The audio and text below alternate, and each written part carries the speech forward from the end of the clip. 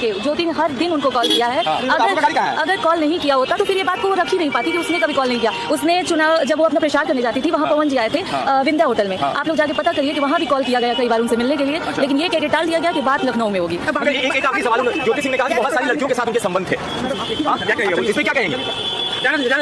तो वीडियो में देख सकते हैं पवन सिंह के सारी जूली सिंह क्या बता रही है। पवन सिंह के सारी जूली सिंह के बयान देख के आप सब हो जाएंगे हैरान। तो दोस्तों जो कि पवन सिंह के लेकर क्या बोलते हुए नजर आ रहा है। जब रिपोर्टर ने पवन सिंह ज्योति सिंह को लेकर पूछा तो बहुत सारे लोग बोल रहे थे कि इतना महीने ज्योति सिंह कहाँ गई थी। खुद पवन सिंह बोल रहे हैं कि पहले क्यों नहीं आई।